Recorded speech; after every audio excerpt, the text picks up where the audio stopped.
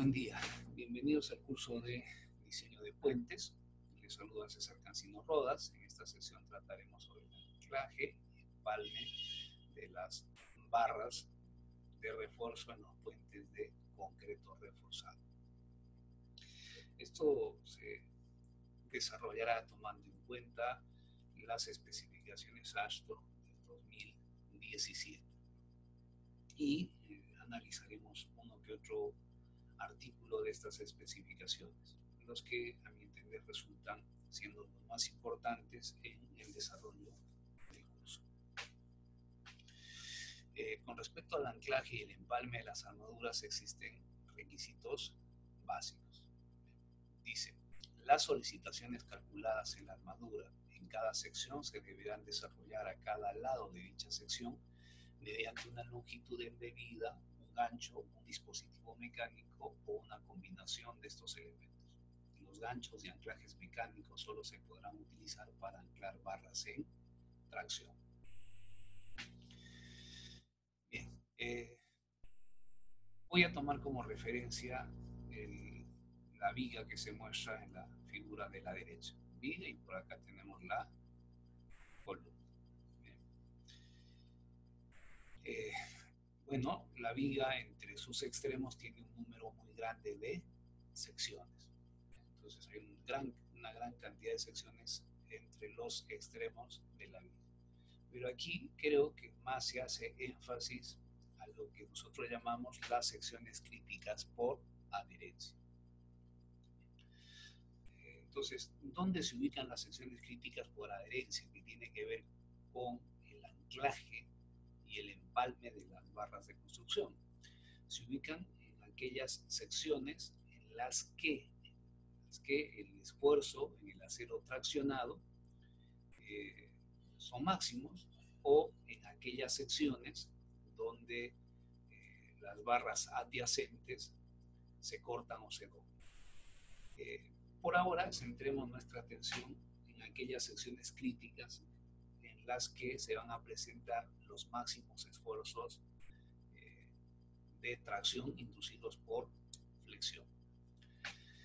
En la figura se muestra la viga, como mencionaba, la envolvente de momentos, y como ven, el máximo momento se presenta en la cara de la columna.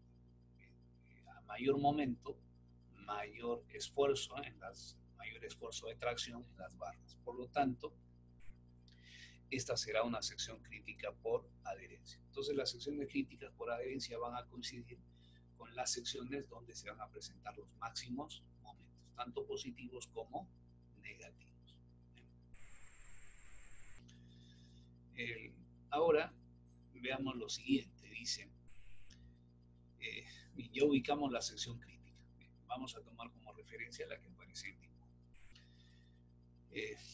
La armadura en cada sección crítica deberá desarrollarse a cada lado de dicha sección mediante una longitud embebida, un gancho, un dispositivo mecánico o una combinación de estos elementos.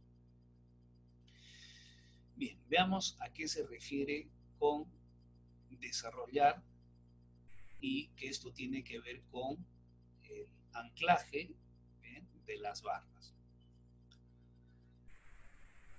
Miren, en esta viga lo que hemos hecho es indicar dos cortes. El corte 1-1, mirando la viga, la porción de la derecha, y luego el corte 2-2, mirando la viga hacia la izquierda, es decir, mirando solo la columna. Y corte 1-1, el corte 2-2. Veamos el corte 1-1. Recuerden que esta es la sección crítica por adherencia. El momento negativo, como todos conocen, va a generar esfuerzos de tracción en la cara superior de la viga. Y para absorber esos esfuerzos de tracción en la cara superior de la viga, vamos a tener que colocar acero. ¿Bien? Ese acero está trabajando en tracción. La falla por adherencia, que tiene que ver con el anclaje, puede ser de dos tipos. Las barras pueden fallar por desprendimiento o fracturamiento del concreto que rodea a las barras. Lo más fácil es ver, me parece, la parte del desprendimiento de la barra. Notarán que bajo la acción de esta fuerza de tracción, digamos, se ejerce una tendencia a desprender la barra del concreto. Entonces hay que evitar que la barra se desprenda. Para eso necesitamos anclar adecuadamente la barra. Bien, entonces, y aquí en este caso, la barra se está anclando mediante lo que le llaman acá una longitud de embebida. Nosotros usamos el término porción recta, se está anclando la barra mediante una porción recta de la misma, ¿no? O, insisto, pueden también usarse el término de longitud de embebida. Ahora, el detalle es cuánto debe ser esta longitud de anclaje y por qué aparece el término desarrollar. Miren, necesitamos que esta barra nunca se desprenda del concreto. Lo vamos a diseñar de modo tal que la longitud de anclaje va a ser definida de manera tal que el acero traccionado pueda desarrollar su resistencia a la afluencia. Recuerden que esta es la máxima resistencia que puede desarrollar el acero, más de eso no puede desarrollar. Entonces la longitud de anclaje debe ser tal que permita desarrollar el acero la resistencia a la afluencia. Ahora, si miramos el corte 2.2, entonces en este caso, por tratarse de un extremo discontinuo, ya no se puede anclar la barra mediante una longitud de embebida, sino que hay que hacer uso de un gancho estándar. En realidad es un mecanismo de una combinación de una porción recta más un gancho estándar. Las dimensiones y diámetro de doblado de este gancho estándar se pueden encontrar en las especificaciones ASHRAE. Igual, aquí se debe diseñar el anclaje, darle una determinada longitud, de modo tal de permitir que el acero traccionado pueda desarrollar su resistencia a la fluencia. Entonces el desarrollo es para indicar que el anclaje debe calcularse de modo tal que en el momento de la falla el acero esté en fluencia. Bueno, la longitud de desarrollo, miren, o la longitud de anclaje, depende de muchas variables, de las que más o menos recuerdo. Tiene que ver obviamente con el diámetro de la barra. Otra variable que interviene es la resistencia del concreto, la existencia o no de estribos, el recubrimiento, el espaciamiento del refuerzo, y la cantidad de concreto que existe por debajo de la barra. Entonces, esas son las variables que se toman en cuenta para calcular la longitud de desarrollo, ya sea mediante una longitud embebida o mediante gancho estándar, ¿no? Son una serie de ecuaciones que son fáciles de digamos, operar, no hay dificultad, lo único que hay que reconocer que son estas las variables que van a influir en su cálculo, ¿no? En la figura de acá se muestra la unión entre una viga y una columna, y miren, en este caso los ganchos estándar se han reemplazado por unos discos que van fijados en los extremos de las barras. Estos discos son los anclajes mecánicos. Creo que si se percatan qué ventaja tiene el uso de ese anclaje mecánico, o sea, va a descongestionar el refuerzo en esta intersección y va a ser muy fácil la compactación del concreto, ¿no? También el mecanismo de anclaje es fácil de, digamos, visualizar. Estas barras están en tracción, va a haber un pequeño deslizamiento, si quieren verlo así, entre la barra y el concreto adyacente. Una vez que se presenta ese deslizamiento, estos discos se apoyan sobre el concreto, evitando que la barra se desprenda. no se olviden que la falla por adherencia es de dos tipos, puede ser por desprendimiento o fracturamiento. La indeseable es el desprendimiento. Ahora veamos algunos requisitos referidos a las barras que están trabajando en tracción por flexión. Aquí se identifican las secciones críticas, que ya también las indiqué líneas arriba. Dice, los elementos flexionados, las secciones críticas para el anclaje de las barras se deberá tomar en los puntos de máxima tracción y en los puntos donde terminan o están dobladas las armaduras adyacentes. Y en los puntos del tramo o en las secciones del tramo donde terminan o están dobladas las armaduras adyacentes. Y luego se indica por acá que excepto en los apoyos de tramos simples y en los extremos libres de los voladizos, la armadura se deberá prolongar más allá del punto del cual ya no se requiere para resistir tracción por flexión en una distancia no menor que la profundidad efectiva del elemento, 15 veces el diámetro nominal de la barra o un 20avo de la luz libre de tramo.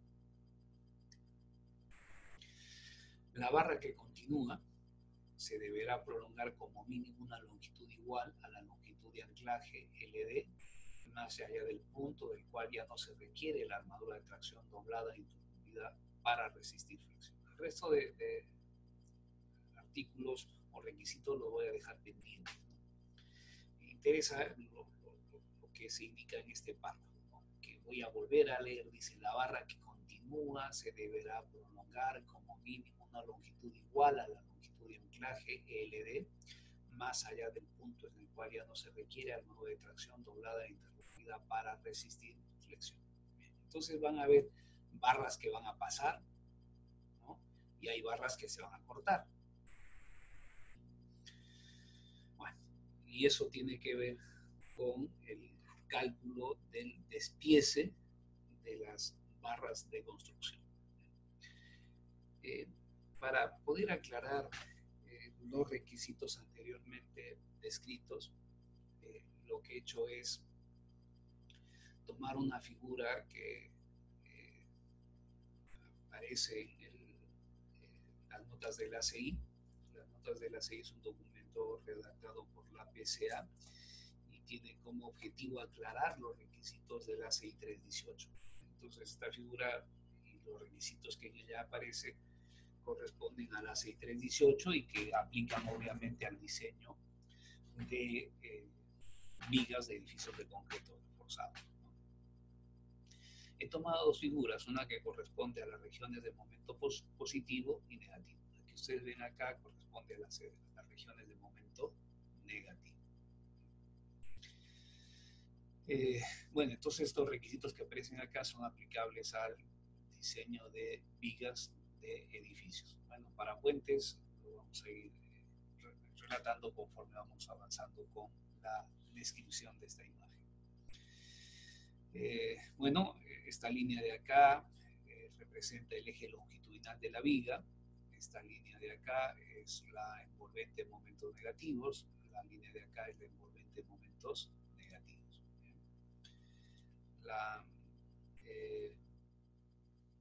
Esta línea de acá, la que voy a remarcar, la voy a colocar con un color un poquito más fuerte a fin de que se aprecie. Corresponde a la cara de la columna. La cara de la columna.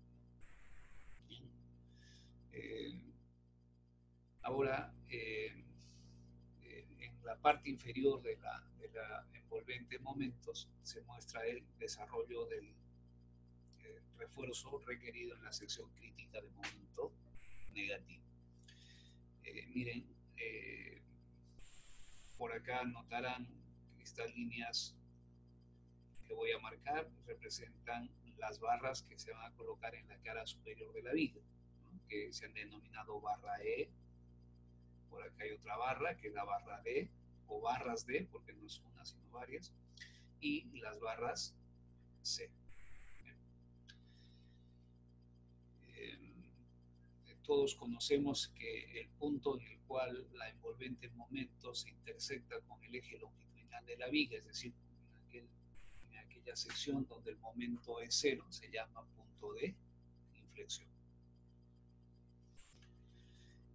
La sección crítica de momento negativo, donde el momento negativo es máximo, se va a dar obviamente en la cara de la prueba.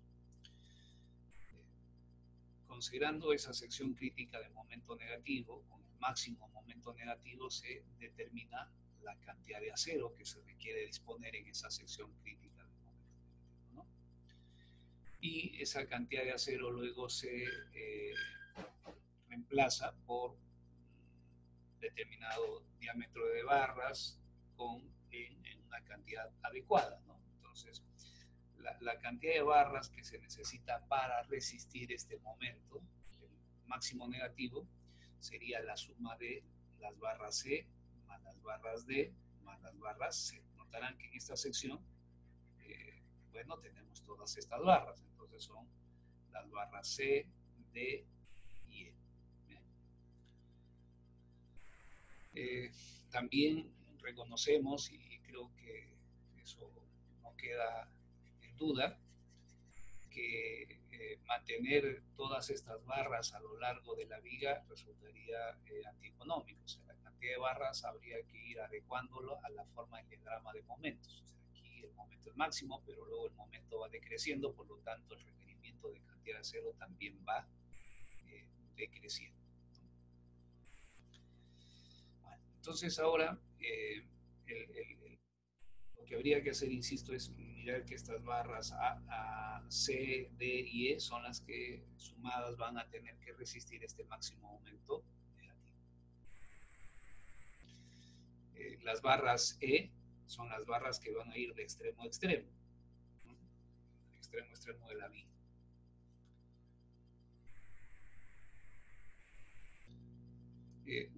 Miren, lo que vamos a hacer ahora, y lo que probablemente se va a repetir un montón de veces en el diseño estructural de una viga o de una losa o de lo que sea, de cualquier elemento concreto reforzado, es lo siguiente, ¿no?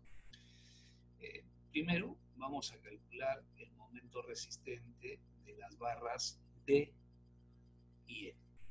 Entonces se supone que estamos en condiciones de calcular el momento resistente, sería phi A sub S, bien, de las barras D más E, sumamos la sección transversal de esas barras, por FY por D menos A medios. Y este momento resistente luego se sobrepone en la envolvente en momentos. Ese momento resistente está dibujado acá, miren. Si se percatan, esta línea horizontal que acabo de trazar representa el momento resistente de las barras D y E. Se supone que para ubicar esa línea hay que trazar de aquí hasta acá una distancia que sería obviamente equivalente al momento resistente de las barras D y E. Eso no queda en duda, ¿no?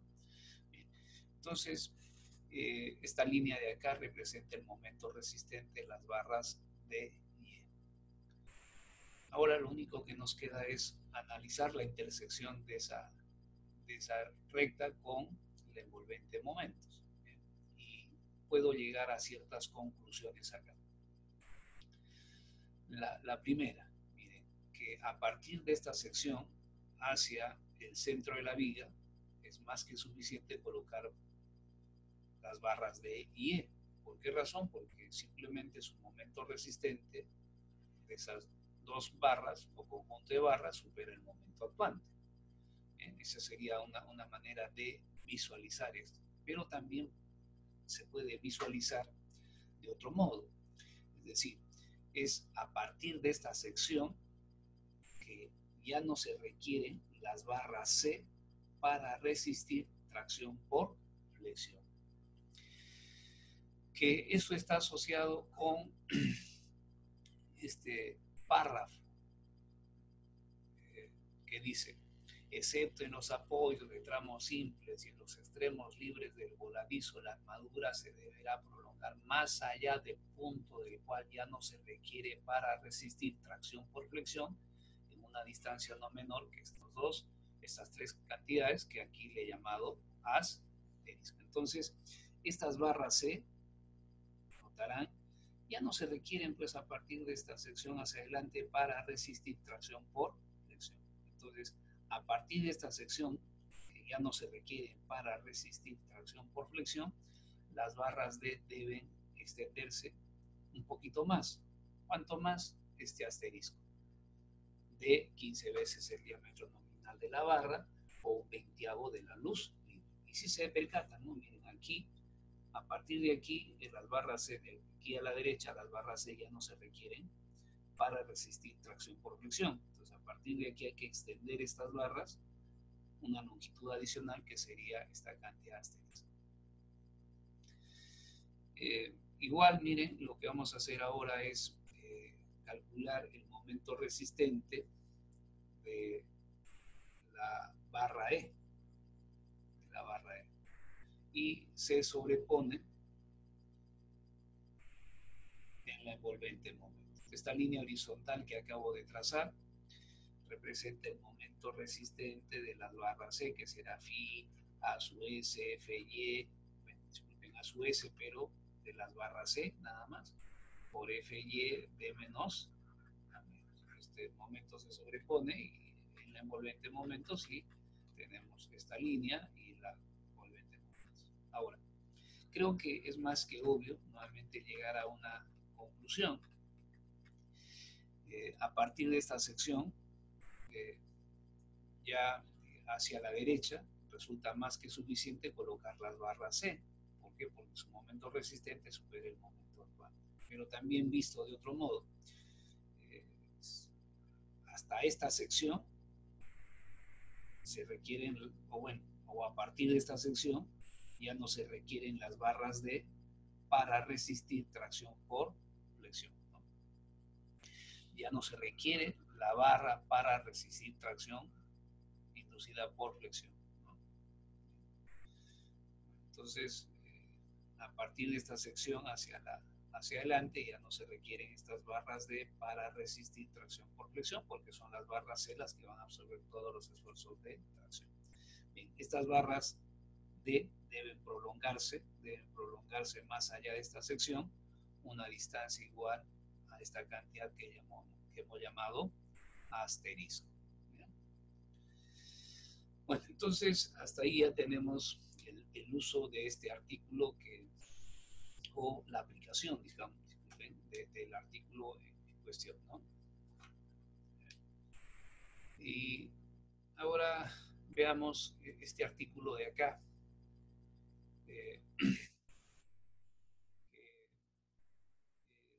Bueno, no me he copiado el artículo en sí, pero el de acá sería, ¿no? El requisito general que dice que las solicitaciones calculadas en la armadura en cada sección se deberán desarrollar a cada lado. ¿Bien? Recuerden que les mencionaba que ahí interesaban las secciones críticas por adherencia. Bien, entonces ya sabemos cuáles son las secciones críticas por adherencia. Serán aquellas secciones en las que los esfuerzos de tracción en las barras son máximos, o aquellas secciones en las que se terminan o doblan las barras adyacentes. Este término que aparece aún en las especificaciones AASHTO lleva a cierto nivel de, digamos, no sé si decir confusión en su aplicación. Y bueno, los señores del ACI se han percatado que esta partecita puede generar cierta controversia y lo han cambiado así, ¿no? Y donde el refuerzo, atracción, doblado o terminado ya no es necesario para resistir flexión. Entonces, creo que esta partecita es mucho más fácil de entender que lo que acabo de eliminar arriba, ¿no? Entonces, ya sabemos dónde se ubican las secciones críticas por adherencia, son aquellas secciones donde el esfuerzo de tracción en las barras es máximo o donde el refuerzo a tracción es doblado, o disculpen, donde el refuerzo a tracción doblado o terminado ya no es necesario para resistir flexión, ¿no? Bueno, entonces primero veamos las secciones donde se presentan los máximos esfuerzos de tracción en la serie. ¿Bien? Obviamente va a coincidir con la sección crítica de momento negativo. Aquí el esfuerzo en las barras, el esfuerzo de tracción en las barras C, D y E será máximo, ¿no? Conforme el momento va decreciendo, los esfuerzos en las barras también va decreciendo, ¿no? Bien, entonces, a partir de esta sección, las barras deben desarrollarse a ambos lados, tanto a la derecha como a la izquierda, ya sea mediante una longitud embebida o un gancho estándar. Ahora miren, si ustedes ven en la figura del desarrollo de la viga, tenemos las barras C, las barras D y las barras E. Y en la sección crítica por adherencia, lo que, digamos, sería más crítico es lo que le pasa a las barras C, porque estas están más próximas a la sección crítica, o su corte de las barras C está más próxima a la sección crítica por adherencia. Bien. Entonces lo que hay que garantizar es que estas barras, las barras C, a partir de la sección crítica por adherencia, bien, tengan una longitud de anclaje que sería igual a LD. Bien. Sería la longitud de anclaje de las barras C. Entonces, esta longitud de aquí hacia acá que tiene la barra tendría que ser mayor o igual que la longitud de desarrollo de la barra C. Quisiera tal vez aquí explicar lo siguiente, ¿no? Miren, esta distancia de aquí a acá se calcula ya sea de manera analítica o gráfica. Es decir, sobreponemos el momento resistente sobre el envolvente de momentos. Entonces la distancia entre la cara de la columna y este punto se puede calcular, no sé, pues le puedo llamar si gustan A, ¿no? Y si a esa distancia luego hay que sumarle el asterisco, ¿no? Entonces la distancia A más el asterisco viene a ser la longitud de corte de la barra C. ¿Bien? Pero esta longitud de corte calculada obviamente tiene que ser mayor o igual que la longitud de anclaje, la longitud de desarrollo de la barra. X1 tiene que ser mayor o igual que LD, ¿no? Para que la barra desarrolle adecuadamente a partir de su sección crítica. Entonces la longitud calculada sería X1 y esa longitud calculada tiene que compararse con la longitud de desarrollo de la barra. No se olviden que en la sección crítica por de adherencia relacionada con el desarrollo de los máximos esfuerzos de tracción, preocupan las barras que se están cortando o que la sección de corte está muy cerca a la sección crítica por adherencia. Miren, preocuparía la barra C, que es la que, insisto, sería la que tendría el mayor problema. Las barras D y E, miren, su punto de corte están muy alejadas de la sección crítica por adherencia. Esta distancia de aquí hasta acá va a ser mucho mayor que la longitud de desarrollo de la barra D. Y en el caso de las barras C, bueno, ellas no van a tener problemas en cuanto a la sección crítica por adherencia porque simplemente pasan de extremo a extremo. Bien. Entonces, hemos visto esto, lo referido a aquellas secciones donde se presentan los máximos esfuerzos de tracción. Pero también como sección crítica está aquellas secciones donde el refuerzo a tracción doblado o terminado ya no es necesario para resistir flexión. Entonces, ya hemos indicado, ¿no?, que a partir de esta sección hacia adelante ya no se requieren las barras C para resistir tracciones inducidas por flexión. A partir de esta sección hacia adelante es más que suficiente colocar las barras D y E. Entonces, esta sección aquí coincide con esta definición o con esta descripción. Aquella sección donde el refuerzo a tracción doblado o terminado ya no es necesario para resistir flexión. Entonces, esta también vendría a ser una sección crítica por adherencia. ¿Pero de qué barras? De las barras que con Bien, dice, la barra que continúa se deberá prolongar como mínimo una longitud igual a la longitud de anclaje, más allá del punto en el cual ya no se requiere la armadura de tracción doblada o interrumpida para resistir flexión. Entonces, bien, esta es la barra que continúa. Y miren, igual, la barra que continúa, la que nos preocuparía sería aquella cuyo punto de corte está muy cerca a la sección crítica por adherencia. No interesa la barra E porque esa va a pasar de extremo a extremo, ¿no? Muy bien, entonces, a partir de esta sección crítica, las barras D deben tener una longitud mayor o igual que la longitud de desarrollo. Miren, mayor o igual que la longitud de desarrollo de las barras D. Igual aquí tal vez vale la pena resaltar lo siguiente. Aquí sobreponemos el momento resistente de las barras. El paso siguiente sería calcular la distancia que existe desde la cara de la columna hasta este punto. Y luego, de ahí hacia adelante, la barra tiene que extenderse, como ya hemos visto, esta cantidad igual al asterisco. Bien, entonces, esta distancia que existe desde la cara de la columna hasta este punto se puede definir de manera analítica o de modo gráfico, ¿no? Entonces, a esta distancia le puedo llamar B.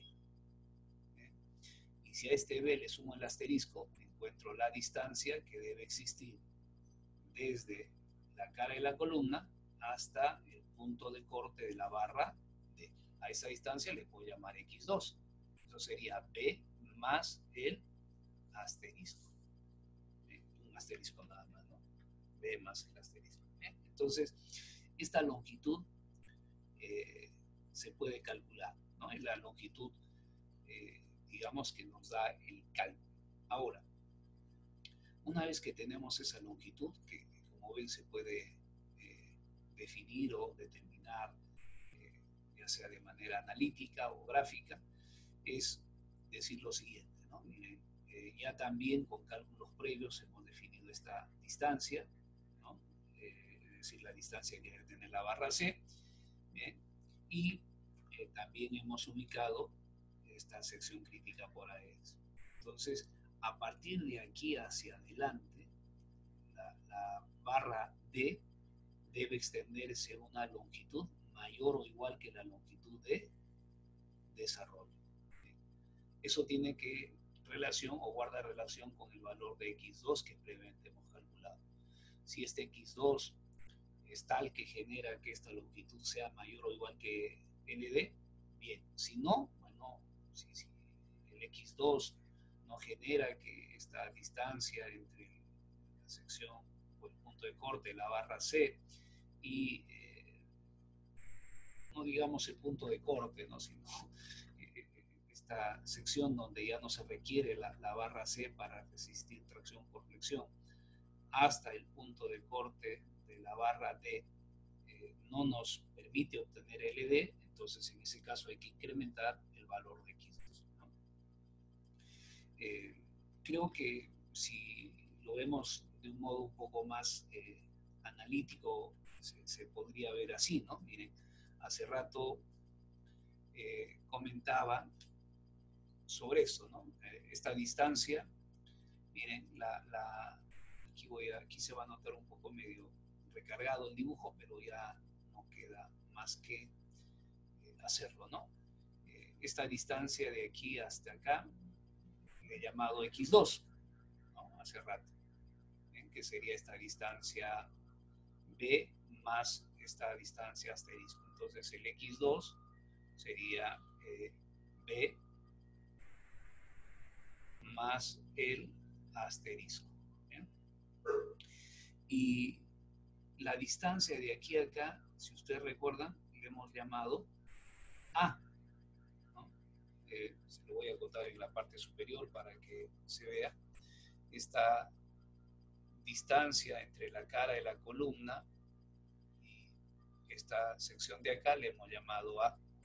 Y la distancia que existe desde la cara de la columna a la sección donde se va a cortar la barra C, le hemos llamado X1. X1 quedó como A más el asterisco. ¿Bien? Entonces, esta dimensión A se conoce. Ahora,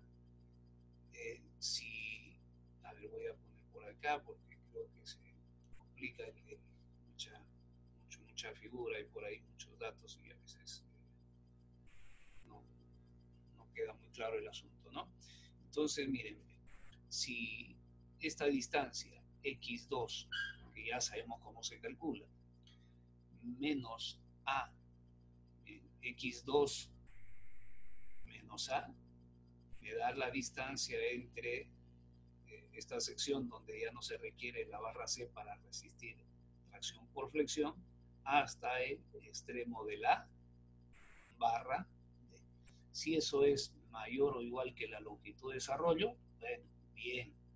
Pero si x2 menos a es menor que la longitud de desarrollo, esto no cumple. Entonces eso significa que hay que incrementar x2 de manera tal que logremos que la barra al menos tenga este LD, ¿no? Que el x2 menos a nos quede mayor o igual que LD. Bien. Bueno, entonces hemos aplicado los requisitos en las regiones de momento negativo. Ahora vamos a hacer lo mismo para las regiones de momento positivo. Creo que con el reiterar nuevamente cada uno de estos artículos vamos a mejorar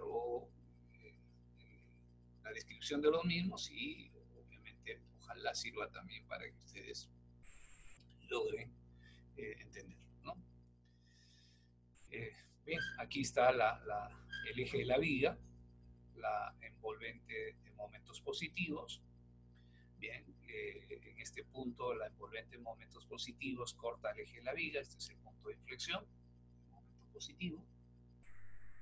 En la parte inferior se muestra disculpen, la envolvente de momentos, miren, el máximo momento positivo está acá. Bueno, a ver, digamos que se encuentra justo en el centro del tramo. Eso es un decir, ¿no? O sea, el máximo momento positivo no necesariamente se va a dar al centro del tramo. Entonces aquí tenemos el máximo momento positivo. En la parte inferior se aprecia el refuerzo que va a servir para absorber los momentos positivos, que se han declarado como barras A y las barras B. Las barras B son las que se van a prolongar de extremo a extremo y las barras A son las que se van a cortar.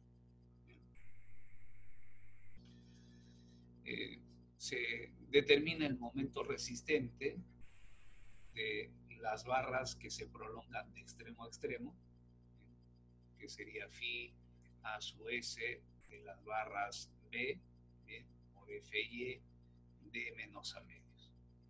Y esa resistencia o ese momento resistente se sobrepone en la envolvente de momentos. Esta línea de acá representa el momento resistente de las barras que se prolongan de extremo a extremo. Este es el momento resistente de las barras B. Se traza una paralela al eje de la viga a una distancia igual a phi m n b. Y a partir de ahí nuevamente viene ya la interpretación de la intersección del momento resistente con la envolvente de momentos positivos. ¿Bien? Entonces creo que todos logramos notar lo siguiente, ¿no? Que a partir de esta sección,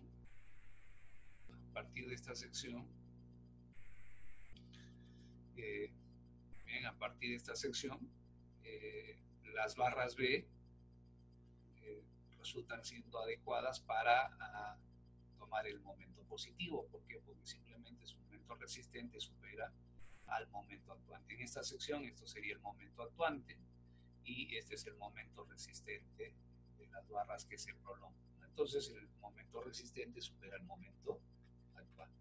Entonces a partir de esta sección hacia el apoyo de la viga, son más que suficientes para disponer las barras, pero también se puede ver desde otro punto de vista, ¿no? Que es a partir de esta sección que ya no se necesitan las barras A para resistir tracciones inducidas por flexión, lo que se indica acá, ¿no?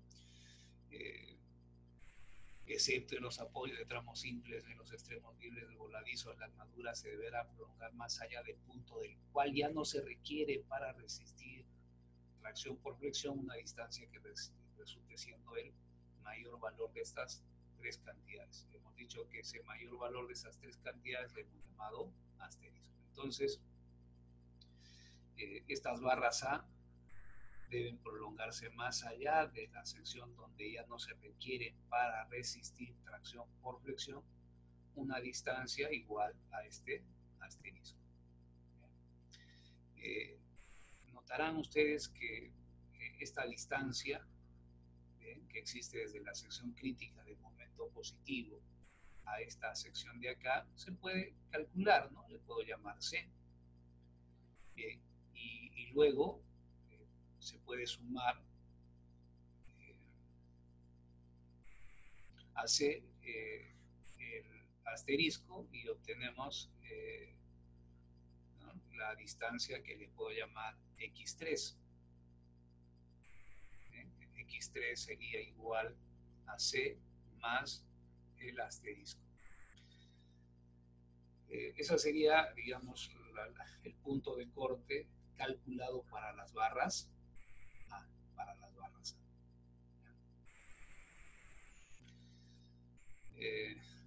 Ahora, recordemos algunos de los requisitos indicados en las especificaciones con respecto al corte del refuerzo, ¿no? Ahora, miren,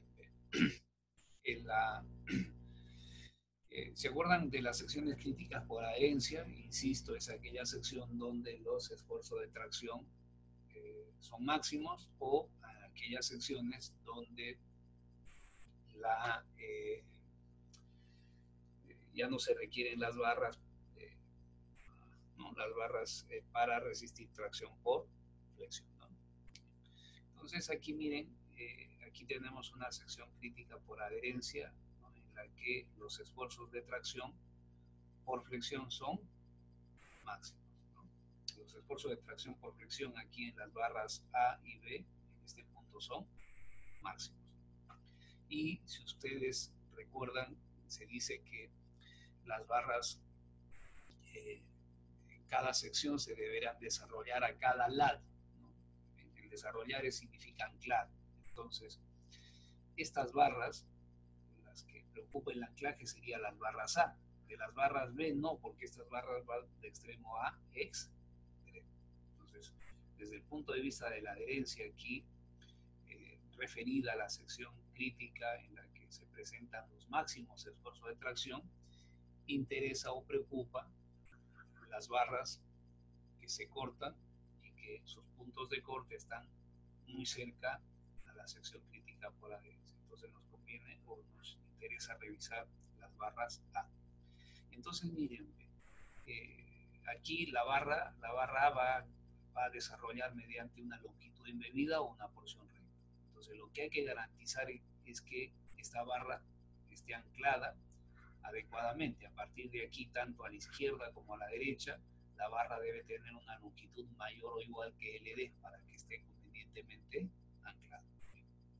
Entonces, eso significa en el caso nuestro que esta distancia calculada X3 deba resultar mayor o igual que la longitud de desarrollo.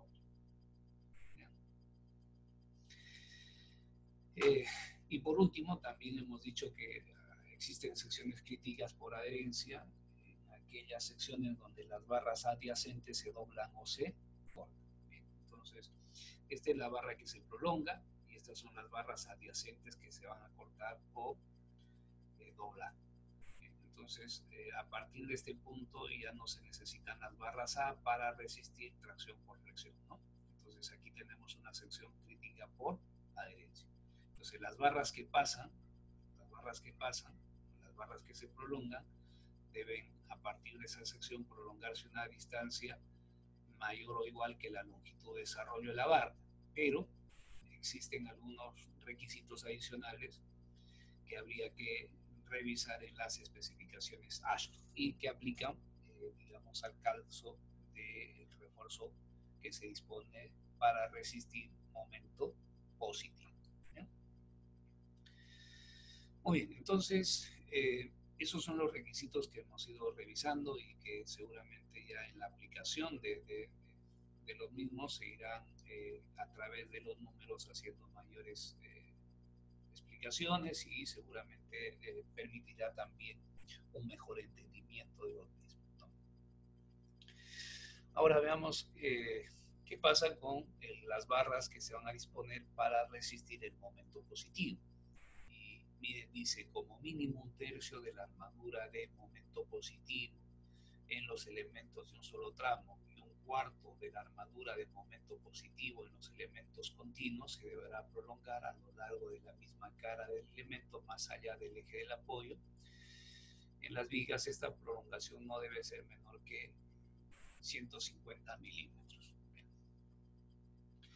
Esto lo puedo ver de este modo, ¿no?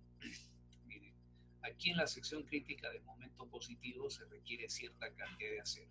Bien, entonces ahora, de acuerdo a lo que se indica aquí, al menos un tercio de este acero, en el caso de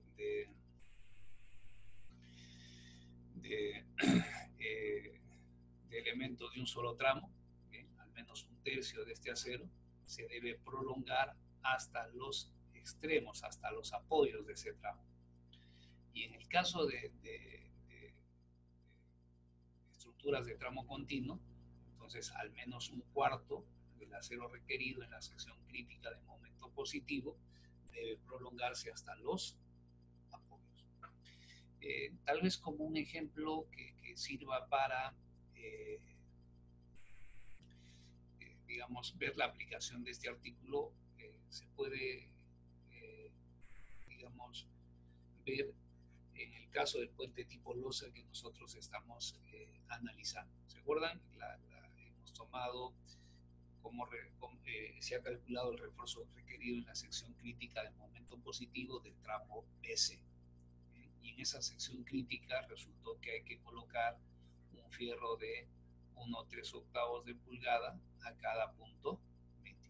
Entonces, esta es la cantidad de acero requerida en la sección crítica del momento positivo.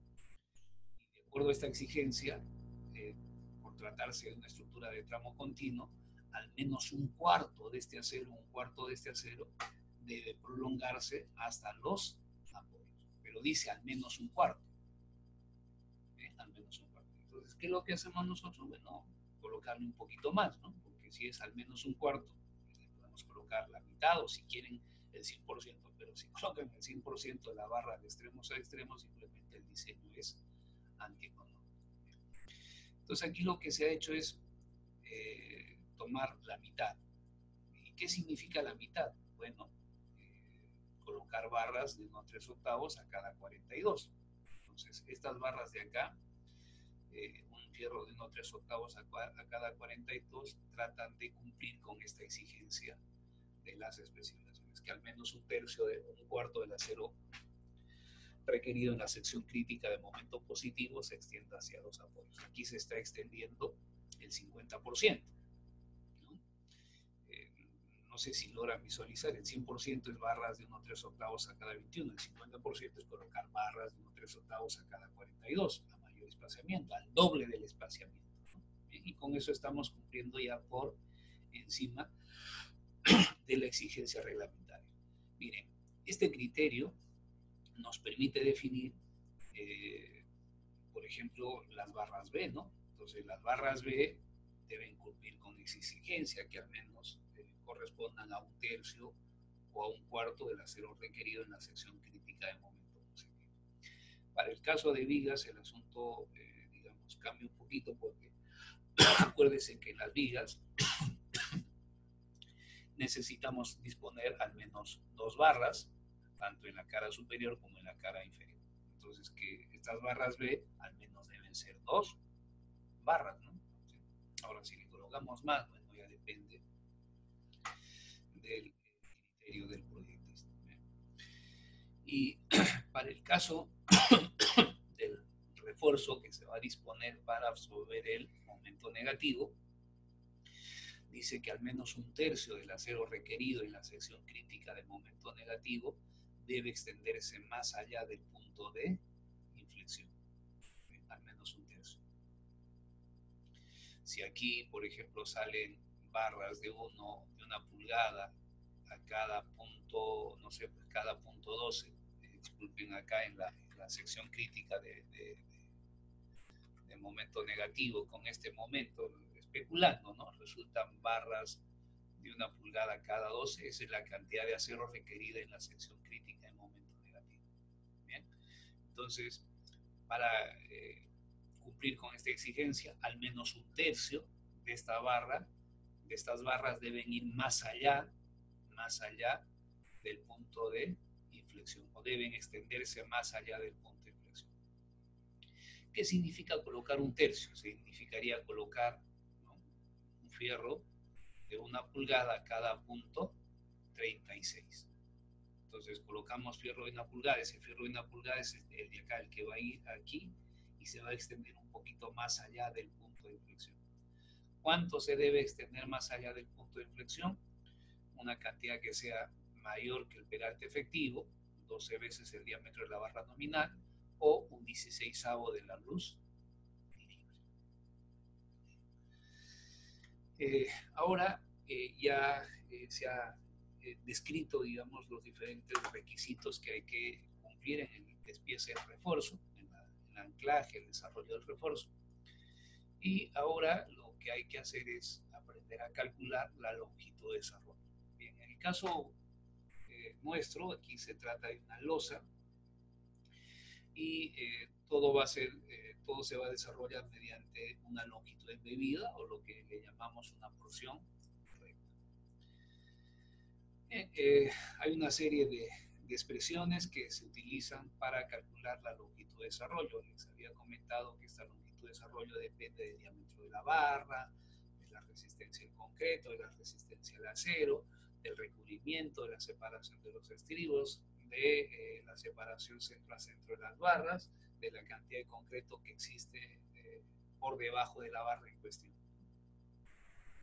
Bien, entonces son ecuaciones que luego vamos a ver cómo se maneja. Como dice, la longitud de anclaje en tracción mediante porción recta, el LDH, recuerden, es la longitud de anclaje mediante porción recta más gancho estándar. Bien, no deberá ser menor que el producto entre la longitud básica de anclaje, aquí dice longitud básica de anclaje, la longitud básica de anclaje se llama LDB, y el factor o los factores de modificación especificados en el artículo tal. La longitud de anclaje en tracción no debe ser menor que 30 centímetros, excepto para empalmes traslapados, como se especifica en el artículo tal, y el anclaje de la armadura de corte específica en el artículo tal. La longitud básica de anclaje, expresada en milímetros, se debe tomar como. Miren, con esto calculamos la longitud de desarrollo básico. Miren, ¿qué interviene en este caso? AB es la sección transversal de la barra, FY la resistencia a la fluencia del acero, y F'C, que es la resistencia a la compresión del concreto. Pero no menor que esta cantidad de acá, que es 0.06 el diámetro de la barra por FY. Estas dos expresiones se aplican a barras número 36 o menores. La barra 36 es una barra de 1/3 de pulgada, que digamos también representa el máximo diámetro que digamos, se comercializa en el Perú. Por lo tanto, nos interesa esta expresión de acá. Estas de acá, miren, ya son aplicables a barras de mayores diámetros. Ahora, entonces la longitud de desarrollo básica es fácil de cuantificar. Recuerden que se toma como esto, pero no menor que esta cantidad o 30 centímetros. Esa longitud de desarrollo básica luego se multiplica por un factor de modificación para obtener la longitud de desarrollo. En estas expresiones hay que tener pendiente que la resistencia era 0 y la del concreto tiene que estar indicadas en megapascal y que la sección transversal de la barra tiene que estar en milímetros al cuadrado. El diámetro de la barra también en milímetros. Ahora, en cuanto a los factores de modificación, ¿no? Miren, dice la longitud de anclaje en tracción no debe ser menor que el producto entre la longitud básica de anclaje en tracción aquí especificada y el factor o factores de modificación indicados en el siguiente artículo, ¿no? Bien, van a haber factores de modificación que incrementan la longitud de desarrollo y hay otros que van a reducir la longitud de desarrollo. Entonces, miren, los que incrementan o aumentan, bien, están indicados por acá, ¿bien? Y los que reducen la longitud de desarrollo están aquí a la derecha. A ver, se calcula la longitud de desarrollo básica, ¿bien? La longitud de desarrollo es multiplicar esta longitud de desarrollo básica por factores de modificación, ¿bien? Y ese factor de modificación puede ser más que la unidad o menos que la unidad. Hay que leer cada uno de estos requisitos para poder entender en qué casos usar más que la unidad o menos que la unidad. Bien, dice para armadura superior horizontal con o casi horizontal colocada de manera que exista más de 30 centímetros de concreto fresco colocado por debajo de la armadura, entonces la longitud de desarrollo básica se multiplica por 1.4. Para concretos de baja densidad, no, porque usamos concretos de peso normal, esto tampoco aplica, y para concretos agregados livianos tampoco aplica, ¿no? Entonces solamente tendríamos en cuenta este decano. Ahora, si la armadura se está anclando en la longitud considerada tiene una separación lateral de centro a centro al menos 150 milímetros y tiene un recubrimiento libre medido en la dirección de la separación no menor que 75 milímetros, entonces hay un factor de reducción de 0.80. Y otro, si digamos la cantidad de acero requerida versus la provista es mayor que la unidad, ¿no? Es decir, estamos colocando más acero del requerido, o disculpen, creo que ahí estoy interpretando mal, claro, en realidad se está colocando más cantidad de acero que la requerida, en ese caso el factor de modificación sería igual a la relación entre el área de acero requerido versus el área de acero provista. Y si, digamos, la armadura está encerrada por una espiral formada por una barra de no menos de 6 milímetros de diámetro y con un paso no más de 10 milímetros, entonces el factor de modificación es 0.75. Miren que aquí dice que la longitud de anclaje no debe ser menor que el producto entre la longitud básica de desarrollo y factor o factores, es decir, que se pueden aplicar varios factores, ¿no?, de modificación. Y lo que hay que garantizar es que ese producto no resulte menos de 30 centímetros. Es decir, por ejemplo, la longitud de desarrollo básica para una barra resultó de 100 centímetros, ¿no? Y esa barra tiene, digamos, 60 centímetros de concreto por debajo de ella, entonces tenemos un factor de modificación de 1.4. Y además se trata de un concreto de agregado liviano y arenas para el cual no se especifica el esfuerzo de tracción, entonces un factor de modificación de 1.2. Entonces el LD sería 100 por 1.4 por 1.2.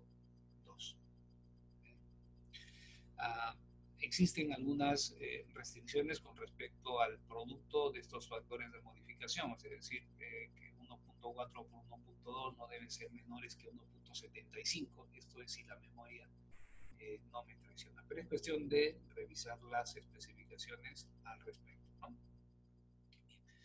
Entonces, con esto hemos cubierto esta parte referida a el anclaje y el empalme de las armaduras. No está todo, obviamente, lo que se indica en las especificaciones AASHTO. He tomado, como mencionaba, lo más trascendente en el desarrollo del curso. Buen día.